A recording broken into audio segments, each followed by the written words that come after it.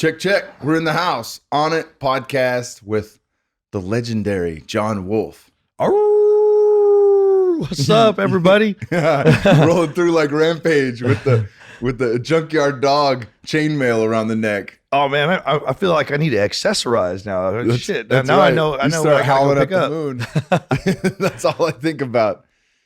Well, shit, man. It's been a minute. It's been like a quick 6 months of me being here. You're one of the first people. You were the first person that I trained with when I got here. Man, we had a great time that first time too. Yeah, and I can't help but think that you're a large reason that I have this job. Man, I think we had great alignment from the get go, and I can't take any credit for that. You and Aubrey had your own vibe, but hey, remember that flight? That's what I'm Las alluding Vegas? to, brother. Man, that was Chance would have it. Nothing random in life, but me, you, and Aubrey shared the same flight back from PaleoFX in Austin to Vegas, which is where I was living at the time. That's right. And we all sat next to each other and we dove deep down the rabbit hole, talking about diet, nutrition, health and wellness, strength and conditioning, plant medicines, the whole nine. Yeah, man, that was. I thought I was going to take a nap on the way to Vegas. Well, oh man, I'm going to do this power nap. It's a short flight, and then Aubrey and I grabbed some seats, and he put his bag on the third seat in the middle aisle, and people were constantly. We were like, man, where's Kyle? He's not on the plane yet. He's not on the plane yet. I think I was boarding group C, and you guys had the pre-board, so you were like A15 or above. You know how many people we had to tell, like, no, that's someone sitting there. Got so many dirty looks, but it was nonstop, just constant conversation, delving deep in so many different topics the whole flight to Vegas. It was a great time. Yeah, that was awesome. I had a talk to Connor Moore, and I was like, yo, I really want to meet Aubrey. And I met him at PaleoFX, and then we got to do a dinner that had some pretty cool people there. Ben Greenfield was there. John Durant from the Paleo Manifesto was there. He's also a fantastic follow on Twitter. If you guys are listening to this and want to see a man's man who's not afraid to speak his mind. Awesome dude, great politics. But yeah, it was a cool dinner. But at the same time, because of the amount of people there, we couldn't really get to know each other. And then when we got on that flight, all three of us really got to get to know each other. It was awesome. Yeah, no, it was great. And then time card. There was a few women that jumped up and moved away from us. No, come on. It happened. I think it happened with I wanted to know more about this open relationship business, and of course he's not afraid. He's not afraid to talk and dive deep about anything. So I saw we got some looks, but nobody actually physically removed themselves. I think there might have been one. Man, there's so many topics that came up that day that could have easily been taboo for half the people, plane. Yeah, right? So, and it wasn't like you said, we weren't scared to continue speaking our mind. It was probably one of the most organic conversations that I think I've had in a long time. So when shortly thereafter I found out you're going to be part of the team, Aubrey's like, hey, no, got Kyle coming back out. Yeah, I think we're going to figure out if he can be here all full time. I was like, hell yeah, man, this is going to be great. And it's 6 months later, and here we are on the podcast. Your presence definitely felt. I mean, I think everybody that listens and watches this podcast is really, really seeing that you're the right person for what you're doing here. And you've definitely enhanced my connection to a lot of people that I hadn't met before, Big Matt Vincent and hanging out with Aaron Alexander yesterday. I know that a lot of these guys were your boys before they came into Onnit. So, it's been great to see our communities merge and how we're just starting. We're just starting to collaborate. Just getting started, brother. Just getting started, onward and upward. That's it, man. Hell yeah. So I wanted to talk because Aubrey was like, hey, I want you to get a workout with Wolf. It was the first weekend I was here just to see what the job would entail, just to see if it was a possibility. And it's like, get a workout in with Wolf. And I was like, all right, yeah, for sure.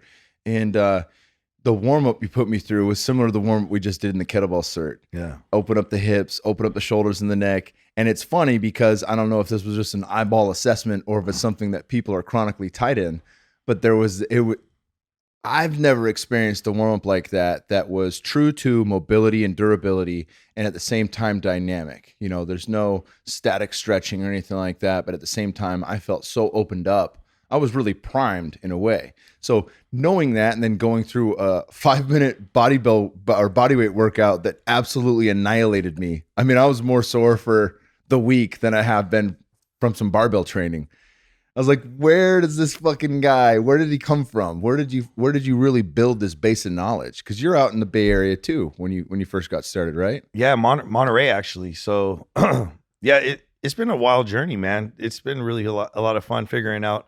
I can't take a lot of credit for any one thing that's contributed, because to be honest, it's the amalgam of so many other people's knowledge and investment in me and my team that's really been able to create little building blocks. And so I think that's something that I always try to tell people too, is like, hey, you know what? It's not just what you might get, the knowledge that's imparted to you here during the course, but also the experiences that you bring prior to and from here on with your clientele and yourself, whether you were a martial artist or whether you were playing soccer or whatever the case is. All those experiences, you need to fold them into what is going to be your delivery system, your perspective, right? And so yeah, man, I remember back in 2002, I got involved with a lot of kind of fringy fitness stuff. In the RKC's mainstream now, but Pavel was just bringing kettlebells into the United States at the time. I mean, literally, I was following him,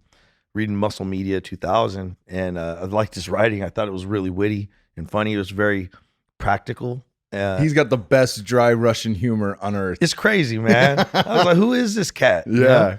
And so I started buying all of his information products. And then next thing you know, he's like, oh, if you like my barbell system, you will love kettlebells. So I'm like, oh shit, I don't even know what the fuck's a kettlebell. And so I ordered, they only came out with 3, 16, 24, 32. That's right. That's the OG set. Yeah, that's it, man. You're like, and then I started doing some of the videos, and man, I couldn't walk for days. My hammies were blasted. Nothing loaded you up like that with that rapid stretch. And then I found some other stuff, you know, through a testimonial Pavel wrote for this guy Scott Sonnen. I found some of his stuff, and he was doing all this crazy ground-based mobility shit and swinging clubs, and I just couldn't even wrap my head around it. So, but because I already jumped into kettlebells so fervently, I was just like, man, I'm gonna buy these clubs. And it was like a year of doing nothing but swinging kettlebells and clubs and doing some crazy ground-based stuff. And then next thing you know, 2003, I went to both of their certifications, and like back to back. It was both in like fall, and so that's kind of the base of the unconventional framework that I built, was a lot through that. So that with Pavel, I went through the RKC, and I felt like, okay, well, it was a very structured system, and I really liked that. But I also felt like, okay, well, shit, I'm naturally inclined to be strong, so I can move these bigger bells as they get bigger even. So, you know, at the cert you saw, you know, I was like, man, I wonder if I'm going to be able to move this 48, and I pressed it. I'm like, oh shit, that felt ice cold, ice cold. You grab the 48 kilo and decide you're going to clean and press with absolutely no push press, no jerking, just a nice smooth press overhead in the top position. I may have jerked a little bit, but that was in the restroom before I came out. That was your primer. You got to hit that behind the scenes warm up. Yeah, you got to warm up the grip, man. That 48, you slip right out of your hand otherwise. Yeah, Pavel is a guy I didn't get into until he was already on Tim Ferriss's, and he was for sure. I mean, I had heard of him, but probably pretty mainstream up until that point. You know, he was much more well known than when you got into him. And there was so many takeaways from him. You know, obviously greasing the groove is something that I've mentioned in the past. The concept that if you don't have a whole hour to work out, you can simply pick an exercise or two, do them throughout the day, and you grease the groove on that motor neuron patterning, right? And so you can literally, if you can hit a set of 10 swings or 20 push-ups every hour on the hour, that builds up over time. Yep. And you don't need to devote this hour to a workout, because you're really, he likens it to, you're not trying to kick your ass with exercise. You're trying to learn, right? You're educating your body and your brain and your central nervous system to grease that groove. And so you could go from like a single lane dirt road, if we're thinking about bandwidth in a computer, to an 8-lane super highway that's completely paved and nice, and it's just free flowing traffic on both sides, right?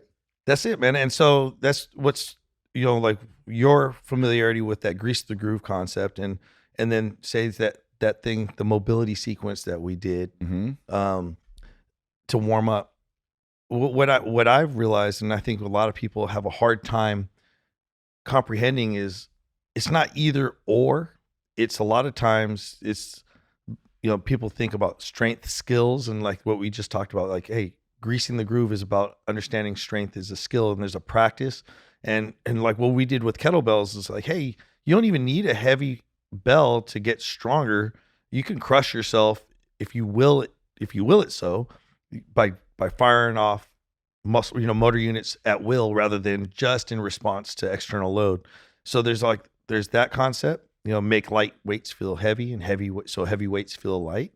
And then there's the greasing the groove. So, hey, like, make a game out of it. It was like, hey, every time I look in the refrigerator, I have to press this kettlebell twice. Damn it. And you know what? How often when I'm bored, I walk to the damn refrigerator and think that I'm going to see something in there I didn't see the last 5 times I looked. That'd be some serious volume for me. I'm always looking through the refrigerator. Like, oh shit, that'll add up a lot. It's the first thing I do at somebody's house when I go over to a friend's house. Is like, just go looking through the refrigerator. And really? I always hear my wife in the background like, sorry, he likes to look through everyone's refrigerator. Hey, you're like, this is not keto. This is I'm like, what can I eat here that's kosher? What's good? What's safe? But yeah, he's got so many of them. I got into his stretching videos. He was the first guy that I really understood loaded stretching from. Obviously, Coach Summer, who was an Olympic gymnastics coach for the U.S. team. He made that popular on Ferris's show as well. But those are things that we've gotten into. And so much of the beauty in kettlebells is that you can work on mobility with them. And when you're under tension, you're training the nervous system to be strong as you open up the body. It's a lot different than passive stretching, right? Yeah. And so it's funny because that theory, we can cascade that through all different tools. It's just a matter of applying that perspective, right? And so that's kind of what we've done at the Academy, is saying, okay, well, we have this great teacher, and the teacher focuses on their area of expertise and their preferred tools that they like to deliver their message through, right? So say, let's just use Pavel as an example. He's a great example because he was one of the people that influenced me most early in this journey in terms of unconventional training. And so let's talk about greasing the groove and loaded stretching, because that's kind of what we just talked about. So, if people have been really curious about, recently, I've really made a big change physically, and a lot of this strength, a lot of the strength stuff that I did was just grease the groove, high volume, moderate load, long rest periods. And I recently went to a course that a lecture course Pavel did, and it was the concept that really stuck with me. It was his programming course, is the biological cost of training. So like, hey, how can you get the maximum? Because this is what I've always been focused on anyway. How can I get the greatest level of adaptation with the lowest biological cost? I don't want to be tired. I don't necessarily want to be sore. I just want to be strong as an ox. And if I want to gain muscle, I can do that without having to chase this perception that I'm supposed to be sore and not be able to function well. I can't afford that, man. I got to be able to perform. A lot of times when I'm doing stuff at certs, that's for the audience as much as it is for me. It's to make sure that they understand that following this path will get them what they want, right? And then that loaded stretching concept. Hey, I'm working with the Juan Leja in-house, right? We're going to deliver the Quadzilla, right? And we're working together on this barbell course. And so we have this unconventional barbell course, and part of what we're looking at with the barbell, and this is also, hey, I want to tie it back to one of my earliest experiences working with Pavel's content. It was power to the people. So it was I got that. Yeah. So I'm not inherently mobile, and it was an everyday deadlift and press program, right? Really simple. I'm like, well, this is crazy. How can this be effective? Well, I ran it for 6 months. I was partying really hard and fell really deep into some substance abuse before I found that content. So I was 135 pounds when I started. Ended up Damn, son, you were 135. yeah, man, that's a whole nother story. And then I gained 40 pounds, which was going to happen anyway because my natural weight was probably about 175 at the time. And so, but I gained, it was just all freaking muscle. And like at 175, I was benching 330 and deadlifting. That was when I first crested. Like, this is the first time I really was doing any serious deadlifting and doing it every day.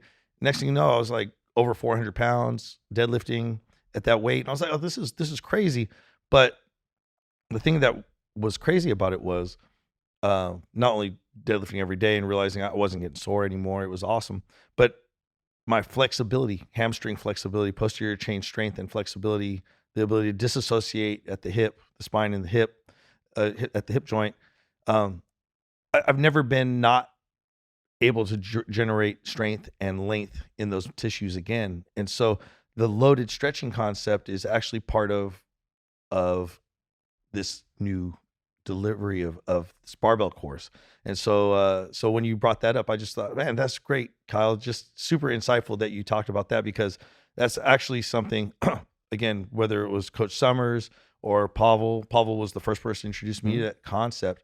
And even using traditional strength training skills, not purely just for strength, but for structural adaptation and for the ability to say, okay, well, why can't we get strong and more flexible at the same time? It's just how we do it. It's not about moving just the weight, but the way we, and like you said, we went to that kettlebell course together and we could use the kettlebell for the same thing. We do, right? So it's not just about the press, it's about the alignment when you're doing it and how that's calling on your structure to adapt in a unique way, not just to get the kettlebell overhead, because there's so many ways to get the kettlebell overhead, but it's the hows and the whys that really matter. And so yeah, I thought, man, that's cool. Let's bring it full circle. Since Kyle brought this up, I'm like, no, that actually is, looking back, and you don't always realize who's constantly influencing the things you're doing right now. But, we're talking about Pavel, and I just want to say, hey, Pavel, thanks, man. One of many of my teachers that is constantly influenced, and I don't think that he really knows that at this level. So hopefully someone's listening and gets to tell Throw him. it to Pavel. Yeah, man. Get his ass on here. Comrade. Yeah. It's funny that you mentioned the deadlift every day thing, because I got into that after it wasn't Power to the People, it was Easy Strength, a book that he wrote with Dan John. Yeah. And there's a section in there, there's a whole nother book, I forget the author, from a strength guy who did a lot of unconventional stuff. He had all sorts of cool training add-ins, like once a month he would deadlift or squat for the entire day. Kind of like they used to talk about Arnold would go into the woods with his buddies and they'd get a log and just squat that thing to exhaustion for as many sets, take as long as rest as they needed in between, but they'd spend all day doing that just to fry the muscles. And that doesn't need to be once a week, once every 2 weeks. That's literally once a month, right? Just as a super, overkill day to really fry the muscle, deload, come back stronger.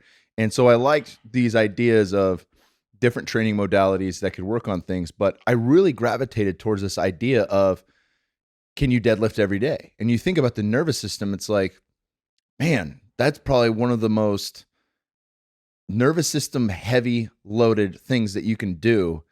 And you don't want to fry the nervous system and try to come back to that. But the way they model it and program it is to where you have, if you ever have a max effort day, or I think he says leave 2 in the tank. So if you're going to hit a max effort single, you should be able to do that for a triple in this program. Then you would have like the following day would just be 10 reps with something very light after the warm up, things like that. So it's all built in to accommodate, but, or you do the singles, like the Steve Justa, you hit the single every minute on the minute, and you start with 3 reps on Monday, then you go up 2 reps every day. And by the end of the week, I think you're hitting 13 reps, 13 singles, with a minute rest in between after your warm up. And then Monday you go back to 3 reps, but you add 10 pounds. And I had done that for probably 4 months and saw maybe 100 pounds on my deadlift go up. He's like, it's not uncommon for people to gain 100 pounds on their deadlift in that. It's pretty remarkable when you think about these different training modalities. And the beauty of that was I wasn't sore. I wasn't fucked up, And we got kids. Like it's it's not ideal to come home from work having worked out and crushed yourself where to the point where you need to use the handicap stall to sit on the shitter. You know what I'm saying? Like how can you expect to play with your toddler? You really can't, you know? It's like, "Oh, I'm sorry, honey.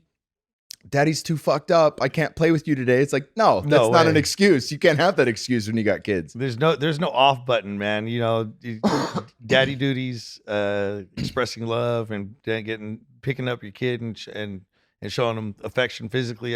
That's actually that's our director of education, Shane. That's why he found a lot of this content. He got injured and he couldn't do that, and so use a lot of the stuff that we teach to fix himself up. So on the opposite side, so you're like, okay, I'm strength training. He just had his back go out, and so like, well, he couldn't even strength train. He couldn't pick up his kid, and he had to use like purely the restorative side of our training system to heal himself over a 6-month period of time before he could do that. So, you know, what you just said, like, hey, I'm too fucked up today. Imagine that for 6 months, man. Damn. 6 months and not being able to pick up I think his son was like 3 at the time. So, but yeah, that's not a forgivable, you know, choice to make, you know, to do that willfully, right? Yeah. So if you get injured and you get injured, hopefully you weren't acting in a haphazard way, because taking that away from your child or taking away from you, I mean, where's the lack of, there's a huge lack of fulfillment for two of the most important people in your world at that point, right? Yeah. And it's such a big thing for people that are, you know, I think a lot of people get into strength and conditioning or health and wellness because they realize like maybe they don't want to take care of themselves through whatever maybe mental baggage and issues that they have where they don't feel that it's necessary to take care of themselves. But when they have a kid, they're like, you know what, I need to do this for my kid. Yeah. I want to be around for them. I want to be able to throw the football to them or name the ball. You know, they want to be able to play with their children longer. And that's a pretty damn good goal to have. But this concept that I don't have to beat myself up to get that done, I mean, that's really goes against all conventional wisdom. Everything we've ever read, all the workouts that were in Muscle Mag International and Flex and all the magazines we grew up reading, you know what I'm saying? Like it's like dare them to grow, Darren Charles 21-inch arm workout, you know, and you're hitting 21s, you know, quarter, you know, halfway up from the bottom, halfway up to the top for 7, and then halfway full reps. And like, you can't wipe your own ass. Like, how are you gonna fucking pick up a kid? You got 21 days of T-Rex arms after that. Yeah. That's the last 21. Yeah. Did you ever do that? Give yourself T-Rex arms? Yeah. Oh hell yeah. Man. I used to do all that, man. Preacher curls, all that nonsense. You're just like, that brachialis muscle is so fucking tense. You're just like, you're in bed and you wake up and your arms are like stuck at your side. You feel like you cry because the blanket's weighing you down. Ah! Yeah, you feel like your biceps are gonna tear just from hanging on a bar on a pull-up bar. Yeah, man. You know, it's like this and that, you know, it's funny because I read other books, you know, like I think the Underground Strength Training Guide or whatever. Zach Evanesh? Yeah, Evanesh. You Zach's know, awesome, man. And Zach was talking about how when he got into wrestling, how a lot of this typical bodybuilder workout didn't translate. It wasn't he wasn't strong on the mat, even though he could move a lot of weight on leg extension and leg curl and all this other nonsense. And then, you know, somewhere along the line, people started talking about training movement rather than muscle, right? I think that was a big concept shift for me when I was young, was this idea that the best, and this is prior to getting to ASU, where I had Coach House, Joe Ken, who's a phenomenal coach. You train movement. You train this primal movement pattern. You know, you train push, pull, squat, hinge, lunge, twist. And that's the shit we do in real life. Man, it's not preacher curl, right? It's not leg extension. That's what we do here is like we've codified all those things. And, you know, hey, let's bring it back to another. So I told you in the opening of this conversation, there's been a lot of coaches that even indirectly have influenced me a lot. And you already brought another one up. So I just wanted to do a little shout.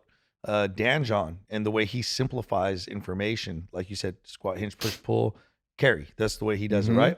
And so, like, simplifying the way that people can look at movement as this huge, like, limitless pool of opportunities to express yourself. Especially you look at things that are really dynamic, like dance or martial art, those type of outlets. You know, most sports, they operate in a much more defined parameter a lot of times. Like if you're a lineman, you know your moves. You know what I mean? You get some skill players on the football field, and it's a little different. You might have some unique moves, like like a Barry Sanders moves you ain't never seen before. Yeah, corners got to be good at backpedaling quite a bit and changing direction. Exactly. So, but the thing about it is like when we're looking at the type of strength that's exerted on the field or on the court or any more dynamic on the mat, it's not predictable. It's not, you're never in a bilateral stance. You're never not exerting your power through some type of rotary power output, rotary stability. So then, like you said, when we start looking at these movement patterns, these global patterns, we simplify that. And then what's the next step is the question is that I want to bring up is like, hey, well, what about why is everything in the weight room still relatively sterile, even though if we look at those patterns, and then when we're out in the real world, there's so many new variables that you have to account for. So then there's this sterile weight room training we do. So it's very controlled, very measured, very objective a lot of times in traditional strength and conditioning, which is awesome because we want to be able to measure outcomes. And then you go out to the field and like you said, how much of it's carrying over, and it's hard to quantify, right? As an athlete, you might be able to understand like subjectively, well, I feel this or I don't, in terms of I don't feel stronger, or I'm not able to move this person better. And so a lot of times what we think is we're bridging that gap. And so we're using offset load, asymmetrical loaded tools like maces and clubs. And we're understanding that there's elements to training that aren't trained. Even if we codify and we look at some of these things, there's still this bridge that needs to be, this gap that needs to be bridged of how those basic movement patterns get applied in the real world where these new variables come into play. And so we can still kind of train in this safe environment and add these variables slowly and methodically, progressively. And then there's that ability to carry that over a little more fluidly. So instead of some people saying, okay, well, wait, mace training, that's the new best thing. So you don't need to do barbell training anymore. I think that's really throwing the baby out with the bathwater. So I wanted to make sure as we talk, we say, okay, well, hey, celebrate all these people that have contributed, but and also celebrate all the training methodologies and understand how they complement each other. So there's not one best way. Yeah. It's like, this is best for what it is best at. Bodybuilding is still best at hypertrophy, right? Mm-hmm. And hypertrophy has its value. And then, powerlifting is still the best at getting you to move progressively the biggest loads possible. And there's inherent value in max strength efforts like that. But then there's this other thing, if you're an athlete in particularly, power generation sports that are dynamic and have new variables that you have to take into account for. If you don't just power lift, then maybe we need to look at these these tools that can bridge that gap and have these elements of timing and sequencing, rotational stability, rotational control, and then be able to say, okay, well, great, because when you're out there on the field, no one's going to just square up on you and try to let you be in a position you're maximally stable and strong. And they're trying to get you on your heels. They're trying to get you rotated and off axis, off kilter. And so there's this carryover of strength. So that's what, when you were talking about that, I'm like, wait, hold on. This is great because this is exactly what we're talking about all the time with every tool and in every part of our system is just like traditional strength, unconventional strength and conditioning, and then athletics. Right. Mm-hmm. And so like, there's no discounting any part of that process. Is boom, boom, boom. I thought that was one of the beautiful things when they opened the kettlebell cert up for Q&A. Somebody had asked Eric, Primal Soldier, is there a way where I can put on the most amount of size and muscle mass with just a kettlebell? And he said, well, for sure you can train volume and train with heavier kettlebells, but you can't discount the barbell. And he's like, I mean, there's very few things that'll give you maximal effort the way a barbell can in deadlift, squat, bench, and then going back to pull-ups, and then using the kettlebell, as a supplement to that, to preload and then to finish with accessory exercises and really round out the whole big picture. And here's a guy who probably has only posted kettlebell videos and running with his shirt off for the last year. He's over 100,000 followers on Instagram now. He's famous because of kettlebells, right? Yeah. But at the same time, he doesn't negate the beauty of working with the bar. Well, I think that's part of that's. I don't think people really get that. Like people like to be historically in our field. They like to like draw their line in the sand and say, "Well, this is the type of person I am, and everybody else is wrong." You know, I'm like, well, even if you're right 80% of the time, 20% you're wrong because like it's the 80-20 rule. When you oversimplify things, you could still be generally right, but you're wrong too often still. If you don't have enough perspective, if you whatever tool you choose to invest in, say it's the hammer, right? So you have that old analogy, the old saying, like if all you have is a hammer, everything looks like a nail, right? Mhm. So you're like, then you just try to shoehorn everything to try to solve the world's problems with that one tool. And you might find some creative solutions. Like you said, oh, yeah, sure, you could add volume or you can generate more tension and use heavier kettlebells, but eventually it's not going to be the best tool for the outcome that you're looking to get. And we're a non-dogmatic system. It's like, I'm not attached to any one of those tools to get the outcome I want. I'm attached to getting the fucking outcome I want. And I use whatever tools will get me there the fastest. Yeah. And so that's just, I'm glad to hear that was something that you enjoyed with Eric. Cause that's what our coaches are not regurgitating. I don't want coaches that we have through our education system regurgitating what they were taught in the courses. The courses are meant to stimulate a thought process. And when people are like, well, what about this? Is this the right way? I was like, well, there's not the right way. There's maybe an optimal way given the person, that person's goals, their history, of injury or lack thereof. So like, if you really want me to give you an answer, don't give me a dumb question without enough. What I mean by a dumb question, it doesn't give me enough context, right? So if you really want an answer, then you have to answer a whole bunch of questions. Yeah. So give me more information and I'll give you the perspective I have. And even then, unless I'm working with that person face to face, I'm taking in kind of hearsay third-party information. So until I'm in front of whoever it is that you're talking about, this is still just a best guess.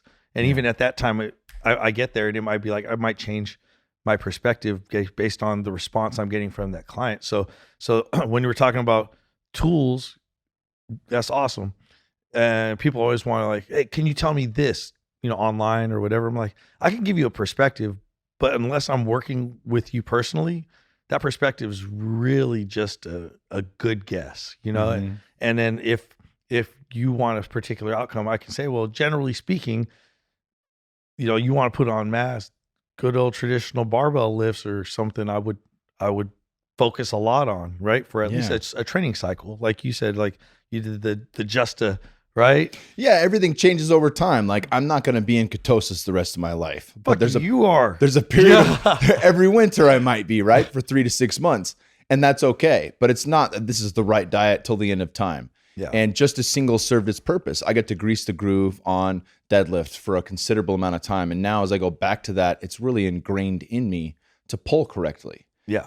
But it's not something where, I think our goals change over time. I'm not trying to deadlift 600 pounds. I don't need to focus and devote that much energy into that. I need to focus on mobility more or muscular endurance more. And these things change over time, just as our dietary goals do, right? Yeah, man. And that's something to understand is that everything's in flux. So what's right for you now may not be right for you in 6 months, may not be right for you in a year. Well, and I think that's an important part of this conversation too, right? So like, hey, so you did that. Maybe you do that, 6 weeks, 8 weeks, 4 weeks. I mean, people, some people in the gym, they're doing the same shit today they were doing 10 years ago. So the return on investment is negligible or even negative. Like they're doing it and they're getting worse and worse week after week, month after month. And so, like you said, the cyclical nature, the seasonality of the environment we're in, and like you said, ketosis maybe is a wintertime thing, it's feast or famine, but people aren't looking at their training that way, and they're getting less benefit from same or even higher amounts of effort. And so like that's actually a great topic because hey, we're coming out with something that's kind of honors that, in 6-week training cycles, and how we can develop different attributes or skills with different tools in these 6-week training cycles, and being able to really get some phenomenal outcomes at the same time. Hell yeah, brother. I'm glad you alluded to that. Let's talk a bit. First, let me backtrack, because we're going to talk about the Onnit 6 here, which is a brand new program that you've come out with through Onnit.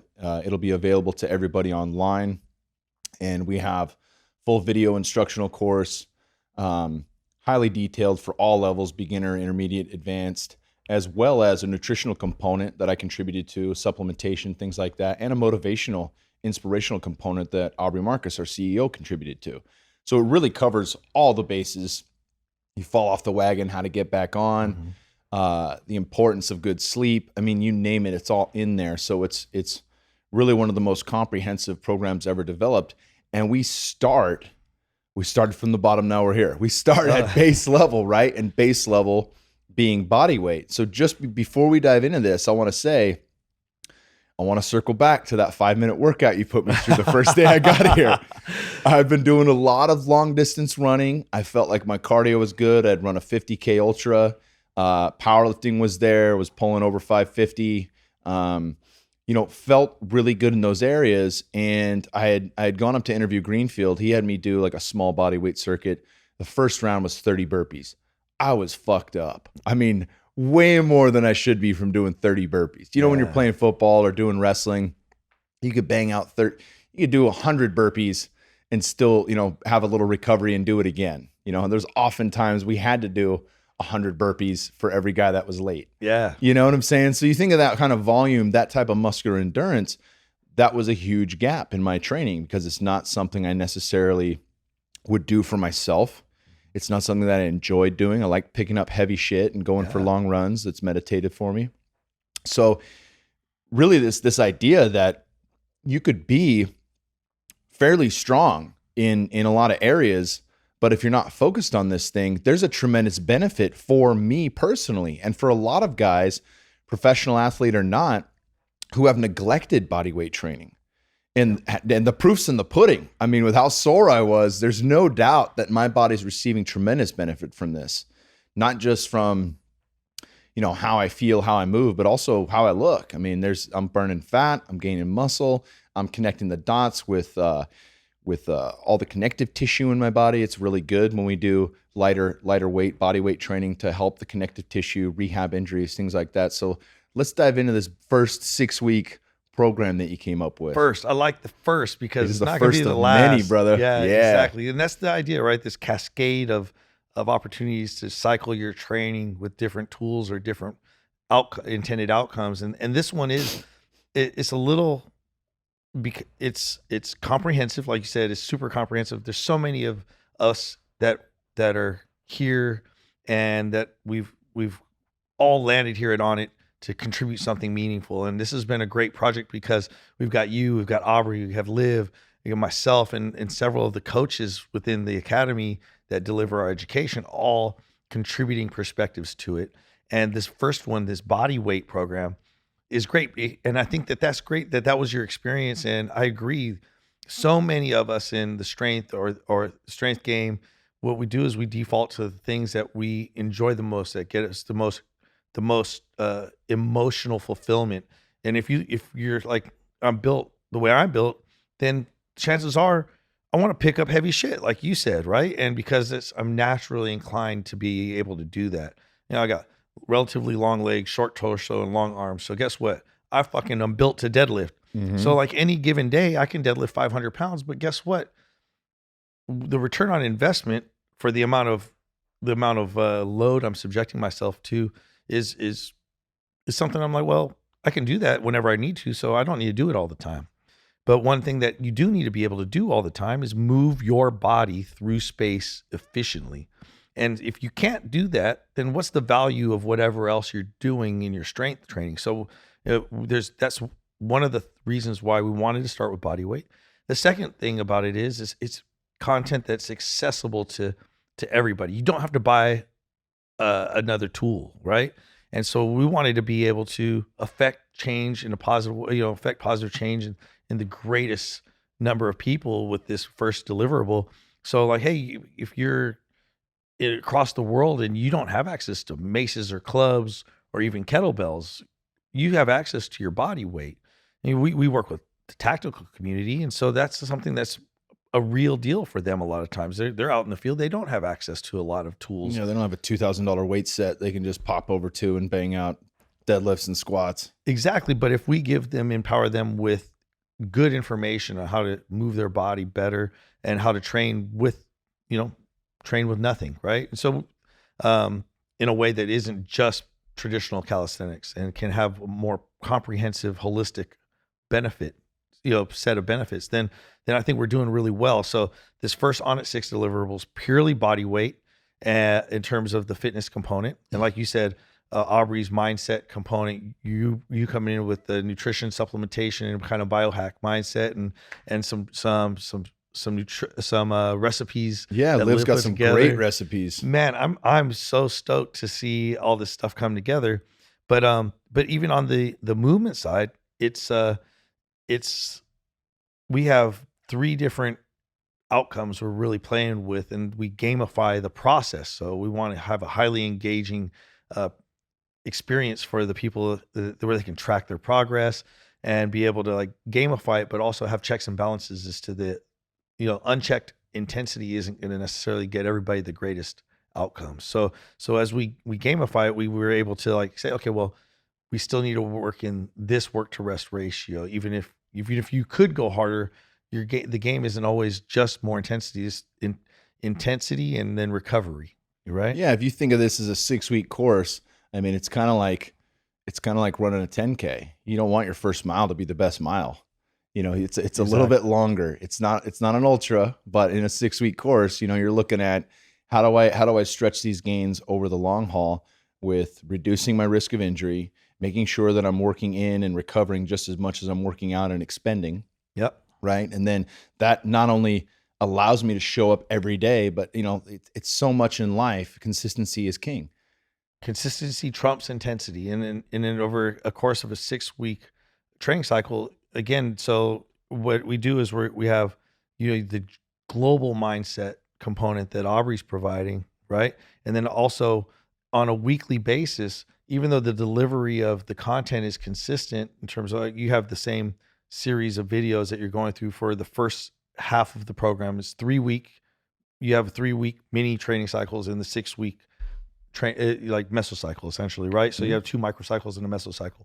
And so what was happening here is you have these programs you're going through multiple times. So you kind of get the dosage, but your goal is, again, as you said, to kind of ramp up through that first 3 weeks, build some structural strength. So we control a lot of these variables, open up new ranges of motion. Some people have never had a mobility practice. So there's the deliverables include, a really comprehensive joint mobility program that evolves from phase 1 to phase 2, a really comprehensive recovery program in terms of decompression, unconventional yoga practice, essentially, that we utilize. And then on top of that, you have a more traditional yoga deliverable for your recovery days. So the initial recovery is folded into the actual workout, right? So we have our joint mobility warm up. That's kind of like what we were talking about. Like, man, this is really different. I mean, it's not conceptually that different, but the delivery and how the movements are explored with a certain purpose or intent changes the experience for an experience. Someone like you has been exposed to so many different variables, so many different coaches, so many different movement systems. You played, football, you're a professional MMA fighter, you've done, your ultras, you've trained in so many different ways, and it was still novel. And so the decompression element, you have a yoga background, which you were helping me with Lance Armstrong yesterday, by the way. That was awesome. I saw his face. You're like, yes, Lance, check this out. What you do is you just do this and you press right. His face, I got my hands pretty close to his junk to open up the hips. Hey, it was man. just to open up the hips. I mean, you could use whatever excuse you want. You just wanted to touch a little I bit. needed to get in there on Lance. Yeah. I mean, He's only got one ball to get in the way, so I don't have to worry about that too much. I was gonna go there, but I'm glad you did. But then even so, like we do, you said strength stretching. A lot of what we're doing in that is like, well, people don't like to cool down. So what I want to do is like, hey, maximize the return on investment. So we're doing a combination of PNF and non-traditional yoga postures, or they're taking traditional yoga postures and using PNF type of contract, relax, stretching to get them to continue to build strength at that end range, like you had said right earlier, but still get maximal effect in decompressing the body in the shortest amount of time. So all the while they're just getting hit on all fronts.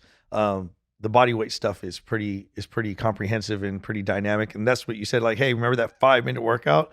Well, I did that to you the way that we did it because you're a fucking savage, So it was 5 minutes. A lot of times what we're doing in this program, they're 20-minute workouts, but I'm moderating the intensity with intent, and then I give the audience the ability to ramp up to modulate the intensity up, right? But the goal, like you said, is to start slow and finish strong in that 6 weeks, and every week get kind of additional supplemental content to say, okay, Aubrey's giving you this mindset of looking at you and your goals and how to be empowered to reach your goals across all of the different pillars of total human optimization, right? And all those components. And then additionally, when you're going through the exercise component, you have a mindset that you should have as you enter into the practice. And then as you move into phase 2 of the practice, if you move into phase 3 in terms of even week by week over the 6-week training, there's different kind of mindsets you should have in the way that you're expecting to get the greatest return on investment. So we're providing that as well, Yeah, it's a beautiful thing to see how this is constructed from the inside, like being on the inside at Onnit, to watch you develop this program and to understand there's no stone unturned. You've really thought about every possible way someone could get hurt, someone could fall off the wagon, somebody might miss the goals that they have. Obviously, from a dietary standpoint, we've broken this into 2 of the main goals. Everyone has their own goals. Maybe they're not addressed, but the main goals are, I either want to lose fat and move better, or I want to gain some muscle and move better. Right. And so those will require different dietary protocols following the same similar program for the strength aspect of it. But, I'd done some classes. Some of my favorite classes to do here at Onnit are with Christian on the durability and mobility stuff, because these are things that you talked a bit about me having trained with so many different people in so many different aspects, but those are things that I don't necessarily want to do by myself. Even on like a heavy deadlift or squat day, I may not go hit my 2-minute couch stretch to open up the anterior chain after that workout on each side. I may not prime the hips, working on that waiter's bow or that kettlebell, ass back. What is that? Superman Instagram pressed ham, right? So I mean, giving out, that's proprietary information. I'm sorry, I'm throwing it out there online. Well, nobody knows what those terms mean, but you know what I'm saying? Like how I prime my body, I may not put myself, and then that's something I've mentioned quite a bit is, fuck man, I probably mentioned this more than anything else on the podcast, is it's not enough to know, we must do. Yeah. One of my favorite quotes knowing is doing, man. We have to do it, right? Yeah. And so the beauty of that program is that you walk people through a warm up to prime their body. You walk people through the cool down that is the most bang for your buck to make sure that people are opening up these muscles that have just tightened down, that we focus on breathing and intention as we open up the body, that there is a contract and relax phase to really iron out and lengthen this stuff. And then we are accomplishing this goal of getting stronger and more mobile at the same time. Whereas in the past, we would look at those as 2 contraindicated things. Like we can have one or the other. I can go to yoga or I can go to strength train. Ultimately, yoga is going to open me up and make me weaker. And ultimately, strength training is going to make me stronger and tighter. But that's simply not the truth if we know how to implement these things in tandem. Yeah, it's really about the cascade of these multiple things, and not just choosing one path. They're so complementary if you can see how the building blocks fit together. And that's kind of what we got back to from earlier is like, people are like, well, I do kettlebells. Kettlebells do everything for me. I'm like, okay, the kettlebell is just a tool. You have to have the right perspective to apply the tool to get the outcomes that you want. And that's what that, like you said, like, hey, when I pressed that 48, you know why I said, like, I didn't know if I was going to be able to press the 48 that day. The heaviest thing I'd pressed for probably 3 months before that in terms of a kettlebell was probably a 24 kilo. And then, I did press like a 95-pound barbell, strict press for plenty of reps, single arm 95-pound barbell press. Doing that unconventional. Yeah. I know you had to throw in the single arm. I mean, well, I was like, hold on. It didn't sound very impressive. 95 with two hands ain't shit, son. Well, I mean, but the reality is this, like, I wasn't sure, but it's not, people are, like you said, people are so fixated on, they have to dose themselves with this crazy amount of intensity and crazy amount of volume. And it's just not the case. If you understand how to, compile the building blocks into something that is going to support your body in a more holistic way, then, I got that 48 kilo and I pressed it and I was like, well, fuck, let me do this little flow or this little complex. And I was like, oh shoot, man, it was not that hard to do that either, even with that really relatively significant amount of weight. And then, right after that, I'll get on the ground and do all kinds of crazy body weight, transitional movement skills on the ground. And that's what, to be honest, if anybody is impressed by what I can do, it's really just the fact that I have a unique balance of strength output and mobility, applied mobility, like unconventional movement skills and ability. But all the things I do, there's no circus tricks. There's nothing that I couldn't teach you to do in a course of like, oh, this walking pigeon or whatever the fuck, people like, bro, we hung out for 15 minutes. It's not outside the scope of what, like, you're doing. Your pigeon was yesterday. I'm like, oh man, Kyle's hips are looking really open today. I was like, to be honest, you're in a deeper pigeon net yesterday than I would have been if I got down on the ground next to you. But it's not just the end range, it's how we apply it. Right. Mm-hmm. So I'm like, shit, if Kyle wanted to do this, I would say for you, it's a S-mount transition walk instead of calling it a pigeon walk, because you're like, hey, as a jits player, as a jits athlete, that's really what you're doing. You're like, you're attacking from the S-mount and walking someone around, and it'd be like fun because then we can look at it like from a totally different context. But anyway, I can press that 48 kilo kettlebell, do a complex with it. I could swing a 45-pound club right after that. I could get on the rings and do a gymnastic strength skill. Then I get on the ground and do some b-boy looking shit, and then crawl around like a lizard or like a yogi, and I can hit all these yoga poses. Why the fuck can't more people do the full spectrum? It's not that hard. And I just realized it's just because we've all been taught to draw that line in the sand and be, I'm a power lifter. I'm a this. You're a fucking human being that needs to be able to do whatever the universe calls on you at that moment. Mm-hmm. Like you were talking about kids. If you're really big and strong and your kid runs across the front of you and is running towards danger, a car or something like that, and you can't twist and rotate because you're purely a bilateral strength athlete and stop that kid, because I've seen a lot of really strong people, like their backs explode as soon as somebody like just pushes and pulls them, like cops. A lot of times I used to work with a lot of cops, they're as soon as they get out of the car, they have to twist and then their back goes out. Oh, bad guys are running away. Can't go get them anymore. Or they have to, a lot of prison guards, they're in the gym getting really yoked because they want to be as big as the inmates are. But then the inmates are doing that shit in prison yard style. They're getting real strong. Yeah, they're getting functionally strong. Exactly. Who was it? The barbell. They're the pull-up guys. They do all that crazy pull-up shit. Oh, man. You know what I'm talking about? Like bar stars and all bar those stars. guys. Yeah, the bar stars. Or they have a pull-up that's like goes around the world 360 style. And then they're doing muscle ups and all types of crazy shit. And then, but these prison guards are just doing, just getting big just to get big. And so then they get into a fight and they get owned. Like you'd say, like, hey, I'm not getting stronger on the mat.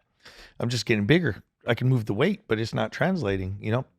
But that's what I was trying to say, and I think this is kind of coming full circle. Is like, hey, we should be able to do all of these things, and the body weight program and body weight training in general is kind of like this litmus test. It's like, okay, I'm getting really strong, but if I can't move my body better getting strong, then there's the need to cycle this body weight component back in. So like, hey, let's do 6 weeks of fucking just getting jacked, moving this bar, awesome. Or even getting bigger and more muscular, awesome. Now that muscle that you just gained is probably not as mobile because you built it in a very particular range of motion. Now you got to go back and do a 6-week body weight training cycle, and you might lose a little bit of that top end strength short term, you know, and you may lose, you know, a little bit of that muscle if it was just muscle, just to have muscle, but you won't lose it all. Yeah. So you oscillate between these two things, these counterpoints, so that you actually have that the right amount of muscle that is highly functional, and it doesn't just look good. It works. It works in every way that you might need it to work. And so someone like you, I think that's where you live, and but at the same time, someone like me, that's where I live. But I still have coaches come in and fucking challenge me and check me about things that I can't see in myself. And you come in and you've done that same thing. You're like, hey, I take Christian's class. You know why? It's because I know I won't do this shit on my own. So I need accountability, and I need a tribe. I need a pack of people to participate in something that I know I wouldn't do for myself by myself. Right. And so like that, hopefully that's what we're going to see with this product. We're going to build a community, a cadre, a pack, a tribe that can support each other through the process. Because when it gets hard, sometimes you're not going to do it by yourself. Yeah, it's easy to yell at people and say, you know, you need discipline. You need to be able to do this damn thing. You know, you need to work towards this, and you tell them all the things they need to do, and then you just leave them on their own to get it done.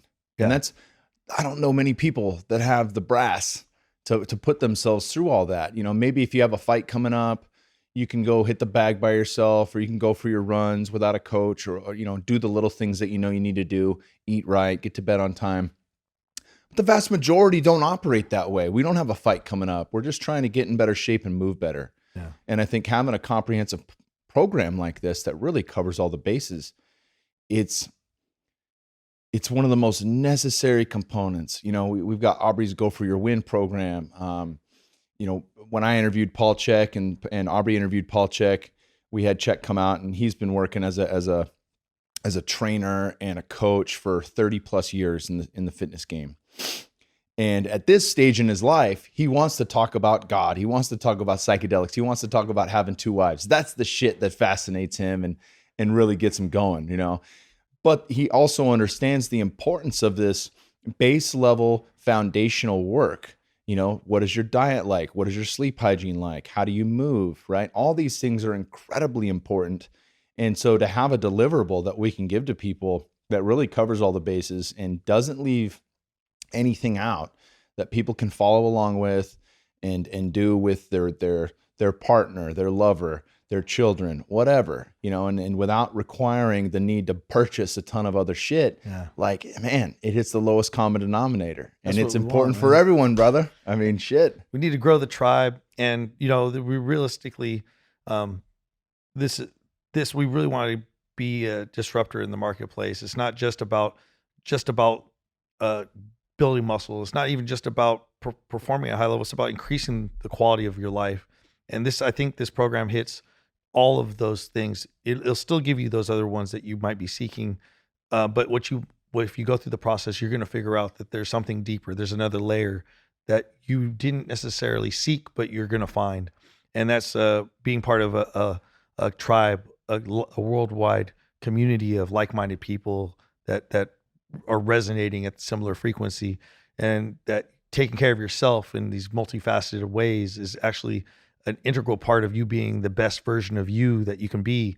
We really want this to be the foundation of total human optimization, and we can build off this foundation in so many different ways. So yeah, man, I'm really excited. And I'm really excited that we all got to contribute. So we all get to own what I'm sure will be some really profound outcomes.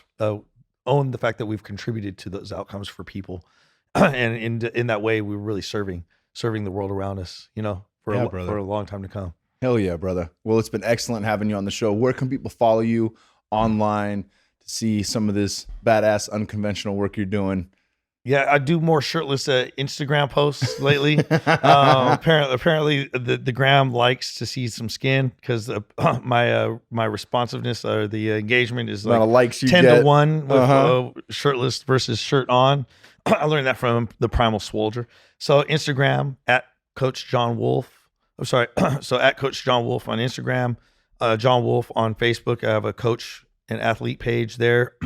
And hey, check out Onnit and Onnit Academy Instagrams. I pop up somewhat frequently there, but easiest place to engage with me is definitely my gram. So follow Get them on me the there. IG, son. Yeah. Slide into that DM if you have any questions. Apparently they say we started from the bottom, now we're here. That's Kyle said earlier.